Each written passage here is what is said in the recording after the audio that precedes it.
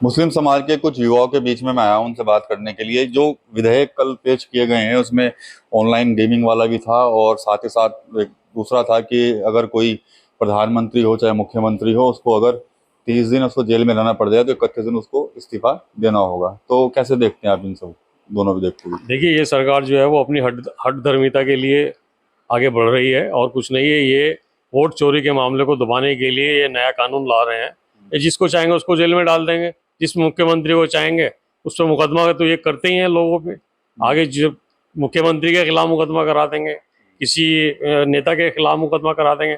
और 30 दिन के लिए अगर वो जेल में चला गया तो मुख्यमंत्री भी नहीं रहेगा, ना वो मंत्री रहेगा, उसकी लाइफ ही खत्म हो जाएगी। ये कोई कानून थोड़ा ही है, ये तो बिल्कुल गलत कानून है।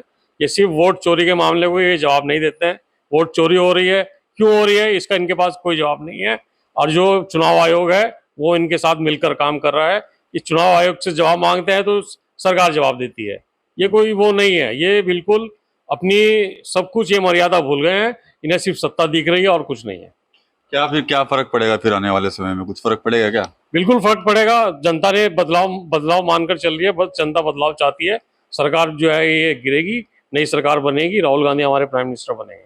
मेरे पास है प्योर पाव भाजी का मसाला, प्योर पाव भाजी मसाला, पाव भाजी को टेस्टी बना डाला, सबका राजा आल प्योर मसाला। तो मतलब राहुल गांधी को चाहते हैं प्राइम मिनिस्टर? बिल्कुल, राहुल गांधी को प्राइम मिनिस्टर चाहते हैं। चलिए ठीक है।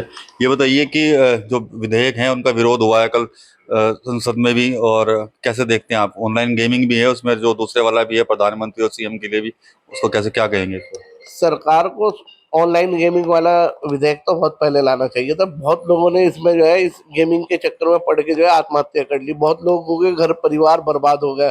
बहुत बड़े बड़े व्यापारी सड़क पे आ गए।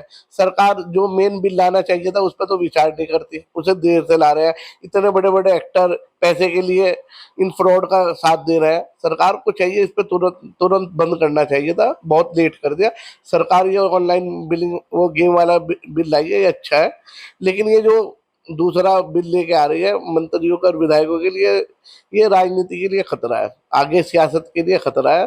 क्योंकि हम लोकतंत्र देश में रहते हैं। पहले एक कांग्रेस बिल लाई थी, वो भी खतरे की घंटी था। 2 साल की सजा किसी भी केस में हो सकती है।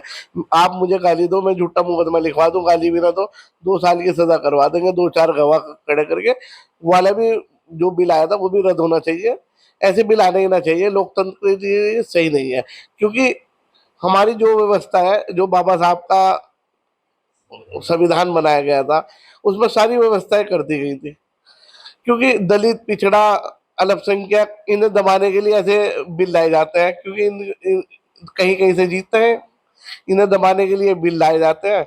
अब हमारे यहाँ अगर बिल आएगा तो सबसे ज्यादा नुकसान दलित और पिछड़ों को होगा, मुसलमानों को होगा।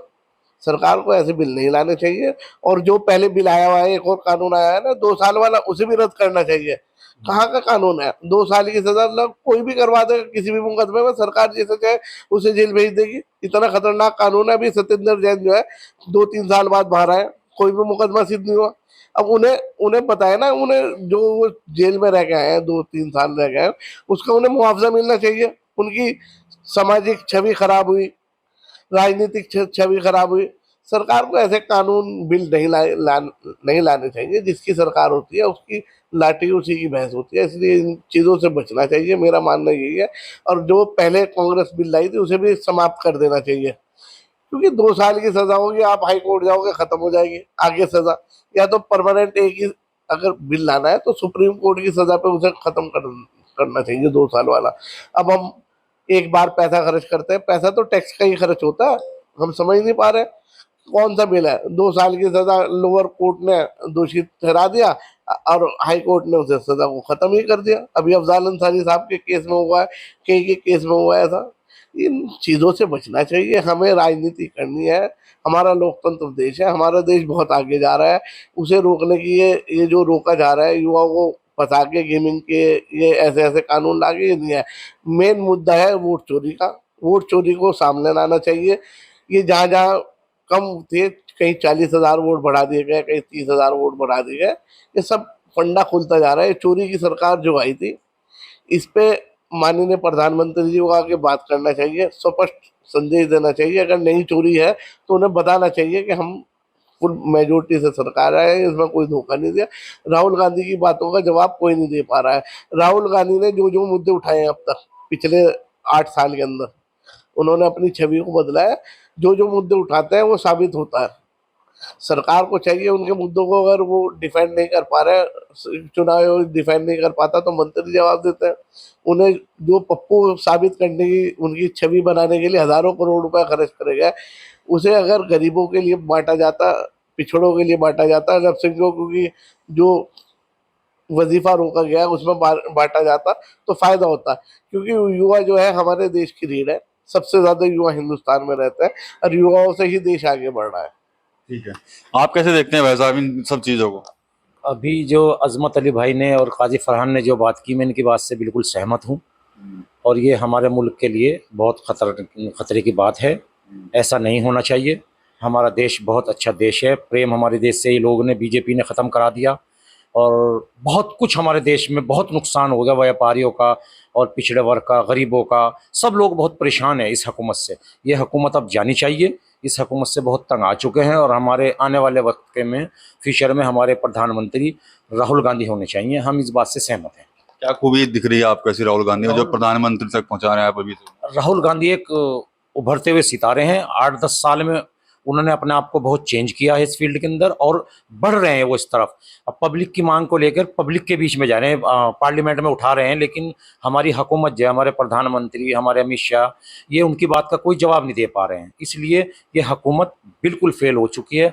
और जितने भी इन्होंने कहा था हम 15 लाख देंगे और जो मुजरिम लोग हैं उनको अंदर करेंगे, अपनी पार्टी में लेकर आ रहे हैं और इन्होंने पूरा नाश कर रखा है मुल्क का। हम तो ये चाहते हैं भी ये बदले और बिहार का इलेक्शन साफ छवि से हो। बिल्कुल बिहार का इलेक्शन ईवीएम से नहीं होना चाहिए, बैलेट पेपर से होना चाहिए। इसलिए हम इस हक में हैं और अजमत भाई की बात से मैं बिल्कुल सहमत हूँ। ऑनलाइन गेमिंग भी है इसमें, ऑनलाइन गेमिंग पे आप क्या कहेंगे? काजी फरहान ने तो कह दिया कि भाई पहले आने चाहिए थी ये सब चीज़ें। देखिए, ये तो बहुत अच्छा काम किया है गवर्नमेंट ने, जो ऑनलाइन गेमिंग पे इन्होंने बिल लेके आए हैं।